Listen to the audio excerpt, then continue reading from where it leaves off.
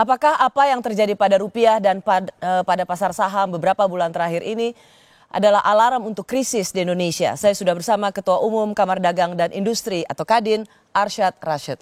Pak Arsyad, terima kasih sudah di Rosi. Makasih Mbak Rosi. Pak Arsyad, apa yang terjadi pada rupiah? Sebenarnya itu sudah ada gejalanya sejak bulan Maret, sejak The Fed yang secara tidak terduga terus-menerus dengan suku bunga yang tinggi.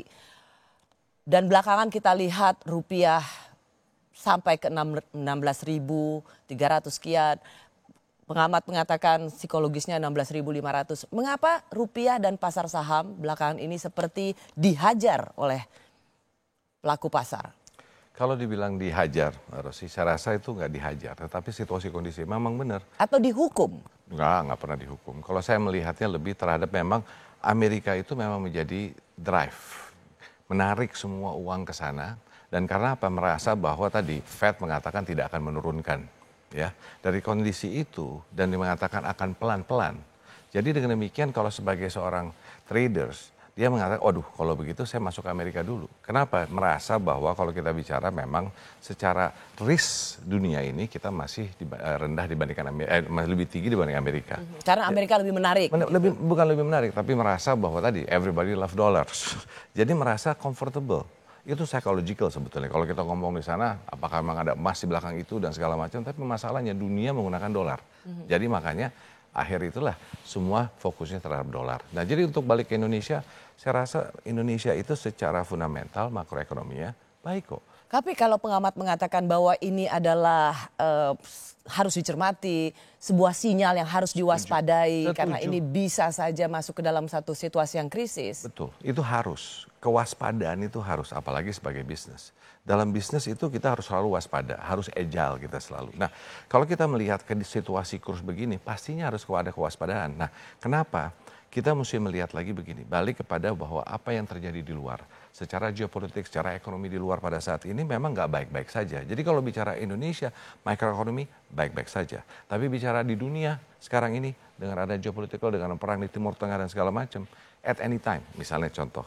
Waktu itu ada mulai pertempuran sedikit di Timur Tengah, tiba-tiba harga energi naik. Dan ini kan sangat sensitif. Jadi kalau bayangkan tiba-tiba energi dunia naik, apakah akan berdampak terhadap Indonesia? Yes, bukan hanya Indonesia, globally. Tapi disitulah kewaspadaan sebagai salah satu contoh yang kita harus siapkan diri. Tetapi selain itu juga, kita juga mesti ingat selain itu kita harus menyiapkan diri kewaspadaan ini dalam konteks yang lainnya, apa misalnya pangan. Nah di situ juga kita harus bersiap diri karena bukan apa, ada dua efek. Satu efek adalah mengenai climate change yang sekarang ini walaupun gimana pun bayangin Dubai aja bisa banjir, Dubai yang tiba-tiba nggak pernah hujannya sebesar itu. Jadi climate change ini juga efek. Nah ini yang harus kita perhatikan. Jadi pangan ini menjadi utama juga menurut saya selain tadi energi. Karena apa? Tadi bagaimana memastikan harga pangan bisa kita tahan karena baliknya ke perut nantinya. Kalau misalnya orang tetap mengkhawatirkan karena rupiah itu seperti tidak turun-turun, tetap dalam batas 16.500. Kita tahu Bank Indonesia juga melakukan intervensi. Banyak pengamat yang kemudian mengkritik karena sebenarnya bukan itu yang dibutuhkan. Tetapi jangan melawan pasar dengan intervensi yang kemudian dianggap membuang-buang uang BI. Anda berada di posisi yang mana? Begini, satu hal ada dua sisi pemikiran tadi. Kalau saya melihatnya gini, bahwa apa yang BI laksanakan itu harus dilakukan. Memang tinggal jumlahnya. Dan bukan apa, sekarang Indonesia posisinya sebagai reserve-nya contohnya. Itu kalau nggak salah 6 kali daripada ekspor kita. Jadi kita mempunyai kekuatan yang cukup pada saat ini. Nah namun BI harus melakukan itu untuk supaya juga pasar signaling bahwa we are here, we are ready, we are okay gitu. Nah bisa pembahasan perlu atau tidaknya, itu bisa panjang. Tapi menurut Anda itu adalah sebuah signal bahwa BI ada begitu. BI ada. Tapi kalau kita lihat misalnya negara-negara G7, Pak Jokowi mengatakan kenapa competitiveness Jepang kalah dari Indonesia karena jatuhnya yen itu lebih dalam dari kita. Ya karena ketika yen jatuh bank sentralnya Jepang tidak melakukan intervensi. Mengapa kita tidak melakukan hal yang sama? Itu bedanya. Mereka G7, kalau kita masih G20. Kita masih menjadi developing country. We have to give signal. Kalau negara G7 orang sudah menganggapnya warak saksa. Semuanya ada. Tapi kalau kita sangat sensitif. Jadi signal itu diperlukan, apalagi kita sebagai developing country. Dan kita juga mesti ingat, orang memerhatikan kita dalam konteks transisi. Apa? Karena kita baru selesai election, ada lebih new government, pemerintahan baru yang akan ada nanti. Orang kan masih bertanya-tanya, pastinya melihat situasi kondisi. Jadi kalau istilahnya gini lah, kalau selama ini fokusnya di mana, sekarang fokus ke Indonesia mungkin 2-3 kali lipat. Itu yang terjadi pada saat ini. Kita mengetahui bahwa higher for longer. Dan kemudian suku bunga Amerika Serikat tinggi untuk waktu yang lebih lama. Di sisi lain sebenarnya apapun yang terjadi pada Amerika sebenarnya orang mengatakan Amerika mau inflasi seberapa besar juga tidak seperti Indonesia atau developing countries yang sangat waspada terhadap inflasi. Amerika tidak.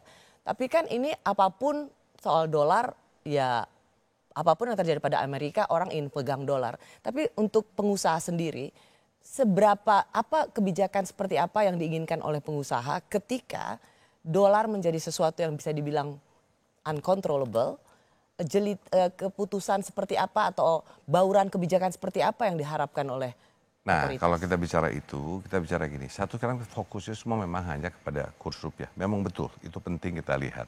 Tapi juga sekarang untuk mempertahankan manufacturing kita, industri kita, itu juga harus dilihat dari sisi yang lain, itu insentif yang bisa diberikan oleh pemerintah. Ini sebagai contoh. Sekarang kita ingin, intinya untuk supaya rupiah itu kita kuat apa sih? Devisa masuk. Ya, bagaimana kita bisa mendapatkan pendapatan apa investasi, perdagangan buat Indonesia. Oke, disitulah penguatan rupiah. Nah, kita balik kepada sisi sekarang manufacturing kita.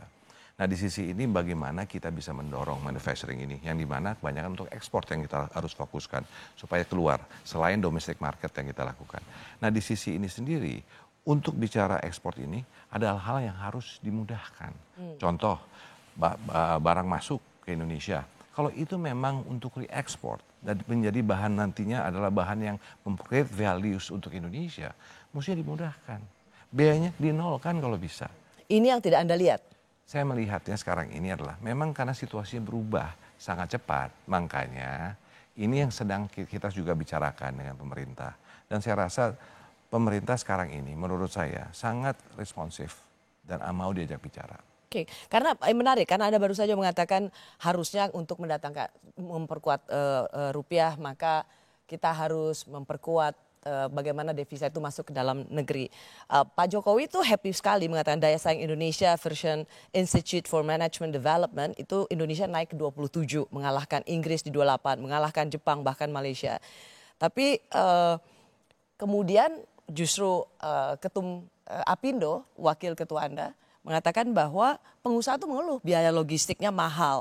Masalah yang selalu konsisten adalah high cost economy. Jadi ini sesuatu yang sangat kontradiktif. Satu sisi katanya kita kompetitifnya tinggi, tetapi pengusaha mengatakan bahwa kita cost ekonominya satu sisi competitiveness kita bersaing, tapi sisi lain cost of economy kita juga tinggi. Jadi pertama lihat ini, kalau kita bicara competitiveness, kita harus appreciate dulu bahwa competitiveness kita itu lebih baik. Tapi PR kita memang belum selesai. Jadi competitive is one thing and it's good buat kita. Tapi sekarang PR kita masih banyak.